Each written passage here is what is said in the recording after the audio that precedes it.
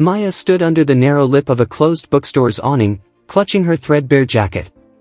It was 6 p.m., the height of the Friday rush, and the rain was coming down in sheets so thick they looked like solid walls of glass.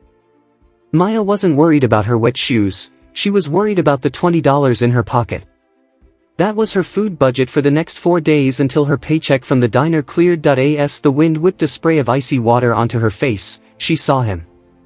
He was across the street, standing near a gutter that was quickly turning into a rushing river. He was old, perhaps in his late 80s, clutching a wooden cane that looked far too fragile for the weight he was putting on it. He wasn't moving. He was just standing there, shivering, his thin wool coat soaked through until it turned black.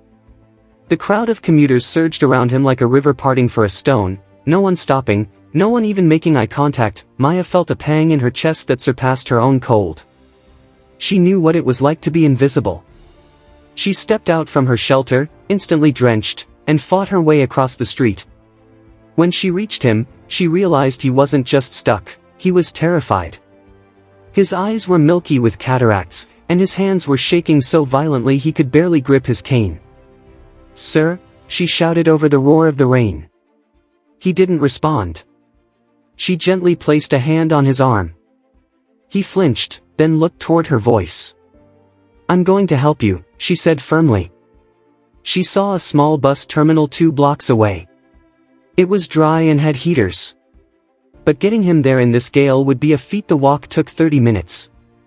Every few steps, the old man, who introduced himself as Arthur, had to stop to catch his breath.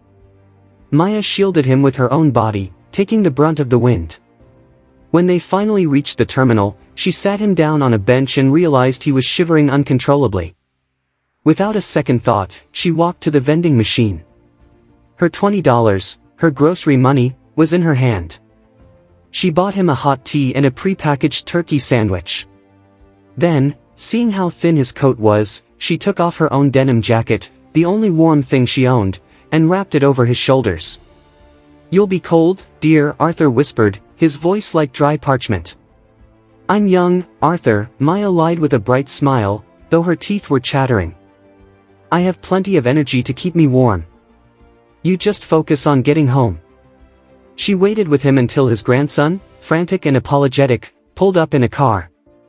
Arthur gripped Maya's hand one last time, his eyes lingering on her face as if trying to memorize a map. He didn't say much, just a soft, "You have a soul that shines, Maya. Don't let the world dim it." Maya walked home in the freezing rain, her shirt clinging to her skin. She spent the night shivering under a thin blanket, eating a piece of dry toast for dinner, wondering how she'd make it to Tuesday. The next morning, the sun was deceptively bright. Maya woke up with a scratchy throat and a heavy heart. She headed to the diner for her double shift, her feet heavy. Halfway through the afternoon, her manager, a normally gruff man named Lou, walked up to her table. He looked pale. "Maya," he said, holding a legal-sized envelope. "A man in a suit just dropped this off. He asked if you were the girl who helped a man named Arthur yesterday." Maya's heart thudded. "Is he okay? Did something happen to him?" "Read it," Lou said, stepping back. Maya opened the envelope. Inside was a letter written in a shaky but elegant script. "Dear Maya, yesterday I told you not to let the world dim your light. For 50 years, I ran a firm that looked for the best in people, but in my old age, I became cynical. I went out in that rain yesterday as a test, not of others, but of the world. I wanted to see if there was any kindness left before I made my final decisions. You didn't just give me a coat, you gave me back my faith that I am Arthur Sterling. You might not know the name, but you know the building across from your diner, the Sterling Foundation. I am retiring today. But I am not closing the doors. I am looking for a new director of community outreach, someone who understands that the smallest act of grace is worth more than $1 billion. My lawyers have cleared the way. The position is yours if you want it. It comes with a salary that will ensure you never have to choose between a coat and a meal again. Also, please check the second page." Maya flipped the paper. It was a deed to a small, 2-bedroom house near the park, fully paid for.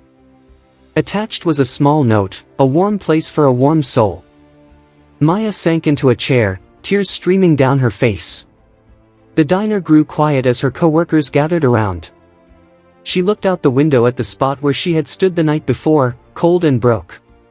She realized then that the universe doesn't always pay you back in the moment, but when it does, it pays back with interest. The message was clear to everyone watching: your current struggle is not your final destination. Kindness is a currency that never devalues. When you help someone who can do absolutely nothing for you, you are at your most powerful.